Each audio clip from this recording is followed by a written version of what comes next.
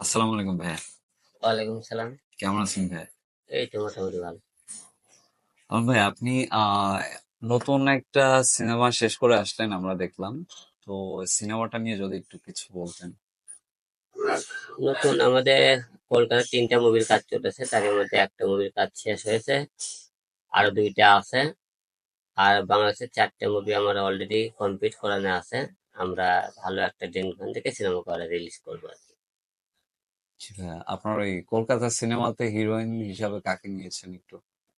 এটা আপনার প্রিয়া দাস নামে একটা মেয়ে আছে। আর নতুন যে 2টা সিনেমা, ওই 2টা সিনেমার নায়িকা এখন বলা নিষেধ আছে। আমাদের ওই 2টা শুটিং হলে ওই 2টা আমরা নামগুলো বলবো আর কি। জি ভাইয়া। অপেক্ষা করেন আপনারা। ভাই সিনেমাটা কি ইন্ডিয়া বাংলাদেশ দুই দেশে কি একসাথে সম্প্রচার করার ইচ্ছা আছে নাকি শুধু বাংলাদেশে চলবে ওটা?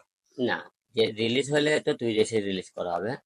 যেহেতু বাংলাদেশে আমরা বাসা যেহেতু, আর সে হিসেবে বাংলাদেশে তো অবশ্যই রিলিজ হবে। আর যেহেতু কলকাতার প্রডিউসার, কলকাতার সব আর্টিস্ট, ওখানে তো আগে রিলিজ হবে। আগে কলকাতায় রিলিজ হবে, পরে হয়তো বাংলাদেশে রিলিজ হবে, অথবা একই টাইমে একই সময়ও হতে পারে। আপনি কতটা আশাবাদী সিনেমাটা নিয়ে?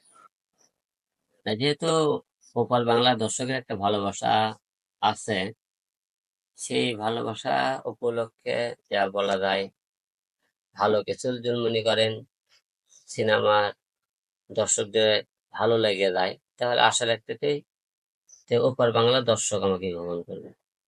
আপনার বিগত সিনেমার সাথে যদি আমরা কম্পেয়ার করি তাহলে কি এটা কি এই সিনেমাটা কি আপনার কাছে সর্বোচ্চ বেস্ট মনে হচ্ছে যে এটাতে আপনি বেশি আশাবাদী কিনা? এখন সিনেমা, আমরা তো 10টা করি, 10টা গল্পই 10 রকম হয়, বিকল্প অনেক কিছু হয়। তো সেই হিসেবে আমরা আশা করতেছি এটাও হয়তো বিকল্প ধারার সিনেমা, যেহেতু তো দর্শক ভিন্ন রকম কিছু এই সিনেমা থেকে পেতে পারে। হ্যাঁ, আলম ভাই আমরা একটু ভাইরাল একটা টপিকস নিয়ে কথা বলতে চাই।